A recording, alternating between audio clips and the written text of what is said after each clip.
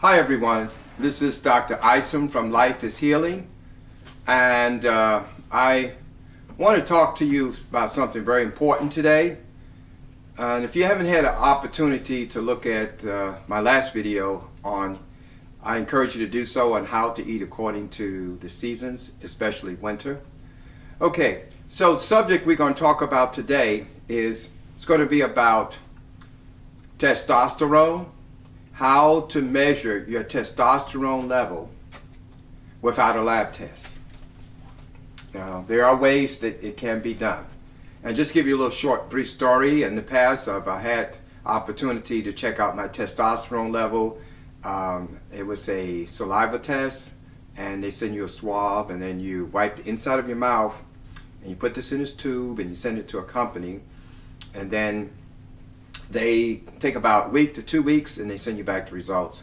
When you get back the results, it's kind of hard to interpret the numbers, but it kind of lets you know whether your testosterone is low, it's in the mid-range, or it's in the high range. And that's what's most important. So I know a lot of you men out there are concerned about your testosterone as far as your performance, athletic performance, your intimacy level, and just your general get up and go drive. So we're going to talk about that today. All right, but first of all, let's talk about how we're going to do a testosterone test without taking blood and without taking saliva, because normally it's done with blood or saliva. So this is going to be a lab-free way for you to measure testosterone level. All right, so generally, and if you send away for those testosterone tests, they cost about $100 to $200. So it's not cheap. Okay, so there's two basic ways to measure or test something, and that we use in science. And one of the ways to do that is called qualitative measurement and quantitative measurement. Quantitative measurement means data that is in a numerical form. Qualitative measure means data that's in a form of a description, such as a color, a shape, a size. And most of the time when you're doing, when you want something to have greater meaning, we usually look for qualitative, because that's what it comes down to. The quality of life is not the quantity. So numbers sometimes can be misleading. So just to give you an idea about the range, and as far as testosterone is measured in nanograms per deciliter. And so if you look on the board here, you'll see I have a chart here at the bottom where it says the range. So if 200, roughly around 200 or so, is in 200 range to roughly about the 350 range, is going to be in the low level of testosterone. And if we go down to the next level, the mid-range, as you can see, is going to be about 400 to 600. And then the upper range is going to be anywhere between 650 and 1,000. And I should point out that the testosterone level today, for most men, is lower. It's 40% lower than it used to be. Excuse me, it's 20% lower today than it was 40 years ago. Right? So that's a big gap, and there are reasons for that. We won't go into those reasons right now, but we'll go into what we can do about this. So we're looking at qualitative, is based upon your spurt, and empirical. So qualitative, empirical, or is the words that I'm going to throw around, and also anecdotal. Anecdotal is a personal observation based upon your experience and observation that you take over time, and it's called anecdotal and empirical. So this is really a good a good way to understand what your levels are. All right, so now there are two types of testosterone. So if you can see here on the board here, there's what is called total testosterone, and then there's free testosterone. If you don't understand the difference, total testosterone, we can compare it to a bank account. It's how much money you have in your bank, okay? Your potential. And if you look at the other one, which is your free testosterone, you can compare it to cash. It's the amount of testosterone that is available for you to spend and that actually circulating in your bloodstream. All right, so this is the most important form when you're looking at. What really matters is that free testosterone. Okay, so let's go ahead and start with one of the ways that we can measure your testosterone. Number one on the list is morning wood. Now, morning wood is a metaphor describing a situation where a man wakes up in the morning and he has an erection. This is very natural and this is very common. Okay, so we know that it's a strong indicator that your body is producing testosterone, and testosterone cycles through your body. So it's not always at the same level every day. In the morning, it's going to be higher in the morning than it's at other times of the day. It's at its highest level, sometime around 8 o'clock, 8:30. It would be a good time for that to happen. But you'll see a surge can happen even early as 5 o'clock in the morning. So it starts surging. So morning wood is a strong indicator. If you have morning wood or a morning erection, then that's a strong indicator that your testosterone level is in the mid to upper range. It's an indicator. All right? So that's what your T level is doing. Now let's look at number two. All right? On the second area that we're going to go into is called erotic fantasies. Now, if you have erotic fantasies, that is normal. Let me start out by saying that. And it actually shows what's happening with your libido. So if you see a beautiful woman, you're attracted to them, or you see something going on, you're in their presence, and you get excited and you have an erection, then that is a strong indicator too that your testosterone level, your free testosterone level is surging through your body and some wonderful things are happening. I think this old saying, lust is good, that old expression coined by, I think his name is Michael Douglas in Wall Street. We say lust is good. So in that sense, it's a good measure of health. So lust is good. So therefore, if your testosterone level is low and you see a beautiful woman, then, well, it could be an indicator that your stress hormones called cortisol is too high and it's interfering with your free testosterone. So that's real important to know too. Okay, so let's look at the next area, which is going to be percent of body fat. All right, this is one of my favorites. So the ratio of your lean muscle mass to your percent of your body fat tissue is a strong indicator of what's happening with your testosterone. The more lean muscle mass that you have, then that's an indicator that you have more receptor sites in your body for testosterone. All right? The more fat you have in your body, there's going to be more receptor sites for estrogen. So 13 to 17% is usually what I call the sweet zone. If you can get your percent of body fat down to 13 and 17%, your testosterone level will be in mid-range. It has that potential. Now, athletes, they're even at 8 to 13%. 8 to 13%. And that is surging testosterone. Of course, they need it for athletic performance and so forth. So that's another measure. All right, so let's look at another way a man can measure his testosterone without having to be subjected to a lab test.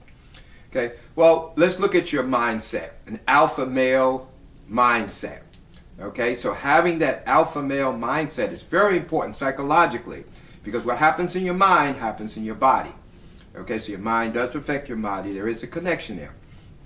They call that also related to neuro-linguistic programming. Okay, so having the alpha male mindset means carpe diem, seizing the day, taking the bull by the horn, being aggressive, not procrastinating, being a go-getter, being able to take control, not looking for approval from everyone, realizing that you are your own leader and having leadership qualities. So this is very important. If you have an alpha male mindset, then you have the foundation to having a healthy testosterone level. So it's important that you have that alpha male mindset, and because as a man thinketh, so shall he be, and it affects your body as well. Okay, the next area that we're going to look at is called competitive nature. And it is related to the alpha male mindset, but it's an taking action, not just thinking it, but actually having a competitive nature. So participating in sports is good. Activities, wanting to be the top in your class, driving a car, competing with someone, driving, like racing, biking, taking risks, to any risk-taking venture. Nothing venture, nothing gain. Taking risks in meeting women is also important because you're taking physical, emotional risks, and also financial risks, taking financial risks like we see investors do. In order to do that, most of the time they have to have a higher testosterone level to begin with. So if you have that type of personality and that profile, personality profile, then we know that your testosterone level is probably somewhere to the moderate to mid and potentially in the upper range. So that's important too. Okay, number 6. We're going to move on to the number 6 area. All right. So number 6, as we can see on our board right here, number 6 is going to be gonads. Okay, having normal to large gonads. Now gonads, if you're not sure what that means, gonad is the testicles. And I know some of you might be wondering, says, why is that important? Well, the testicles is the primary organ that produces testosterone. And so the more tissue that's there in the in the area of the testicles, the more tissue available, the more potential testosterone will be able to be made. So if you anyone that have small testicles, abnormal, that's usually a medical condition called hypogonadism, and we know from studies and research that their testosterone production tends to be on the low side, and that is again a medical conditioning. But your testicles can shrink for non-use or due to performance-enhancing drugs, and they also can become larger as well due to your testosterone production demand. Your mind, your body puts demand on them, and they produce more testosterone. All right. The next area. So I didn't mention, if you have large testicles, you're in the upper range. If you have moderate testicles size, potentially mid to upper range as well. Number 7 is on our list next. Okay. At number 7, we're looking at strong core muscles. Okay, so if you have the core muscles described as from your diaphragm all the way down to your knees, so if you have a strong back, strong abs, obliques, they're in tone. If you have strong thighs, buttocks, your bicep femoris, which is important. All these muscles is an indicator that if they're in tone, then in order for them to be in that state, or the degree that they're in tone, is a measure of how much testosterone that's surging in your body or that's available. So men that have very strong core muscles have upper level testosterone level or mid to upper level testosterone level. Men who have a lot of fat around their waist tend to have their testosterone level from the low to mid level or low. And so this is also a way of looking at what you can do to improve your production of testosterone as well. So the next area, number 8 on our list, is anyone that enjoys dancing. Dancing is a good exercise. So if you find yourself dancing a lot or engaging in dancing, I'm not talking about waltzing, but I'm talking about active dancing such as salsa, stepping, Latin dancing, merengue, cha-cha, most of your active form of dancing, or African dancing would be another good one. It's a really good sign that if you're doing that, you're on the right track and your testosterone level will be pushing up to the upper range. Being that you're moving all those core muscles, you're moving your hip, and then when you dance, you're making sexual gestures. And so it's affecting your mind, your libido level is going up. Most dancing is almost like a prelude to, it almost looks like people are about to engage in intimacy in some cases.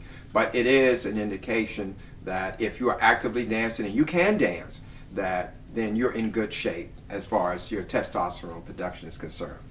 All right, now, number 9 on our list is combative sports. Now, I know a lot of men like to watch football and baseball, boxing, and based in all kind of type of wrestling. So the best thing to do is, if you're engaged in any type of combative sports, and depending on who you are, such as if you're an MMA fighter, that's mixed martial art fighter, if you're involved in karate, jiu-jitsu, kung fu, any of those type of martial art, then those are combative sports. They can be a sport, and they're arts as well. If you're involved in boxing, wrestling, any of those on that list, then your T levels are going to be surging, and you're conditioning your body to to have higher testosterone level over a longer period of time. Tai Chi, I should say, is a gentle flowing art, but it too can also boost your testosterone level, as well as another art called Bagua Zhang, which is the art of walking in a circle. These are called internal martial arts. So they are healthy. So if you're not involved in them, it's a good idea that you might want to think about those. And those who are involved in them, continue to do so. And you should be okay as far as your free testosterone. All right, so finally we come down to the last area here. And the last area has to do with hair on your body. So are you a hairy person? Don't feel bad. Hairiness is a sign of extra testosterone. It's a secondary sexual characteristic, so it's free testosterone. If you're a man, you have to shave. For instance, I have to shave every 3 days or so. I have to shave. And if you have to shave frequently, your body's growing hair a lot.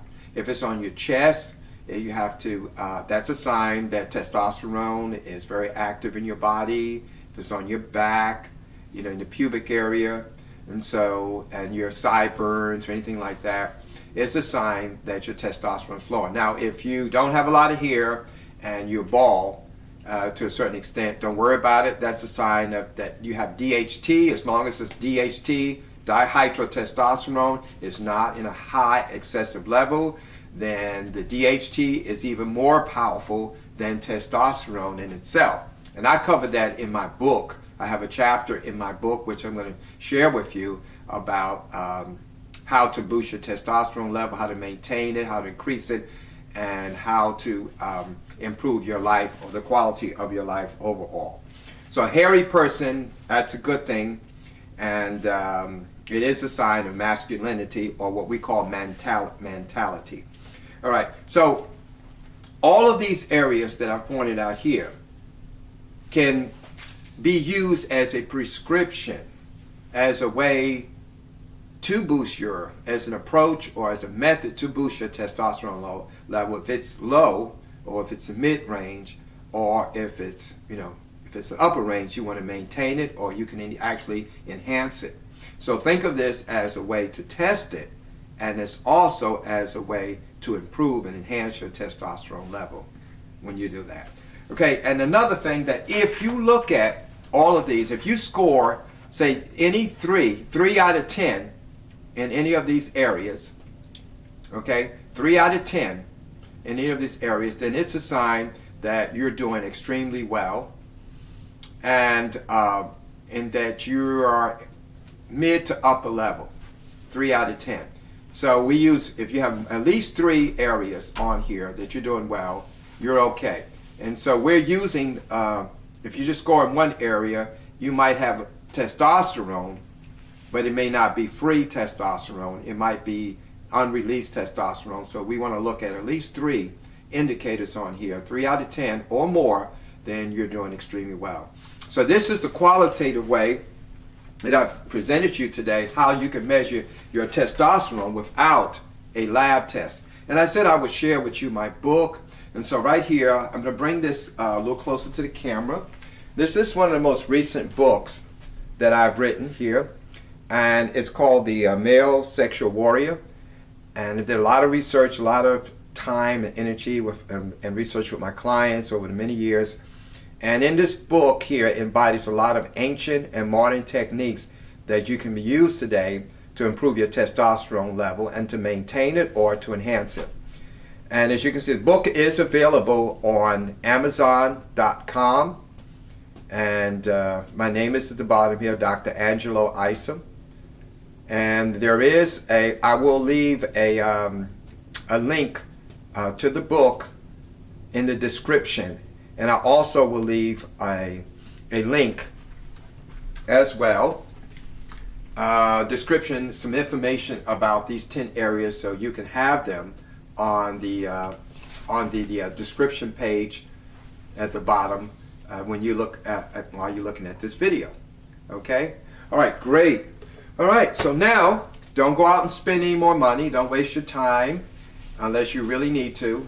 You can figure out your testosterone level and have a qualitative understanding, because when it comes down to it, what you need to know is, my testosterone low, is it moderate, or is my testosterone level, is it high? That is the most important thing to be able to do. All right? Good to have you to join me today, and I look forward to making more videos in the future. Thank you.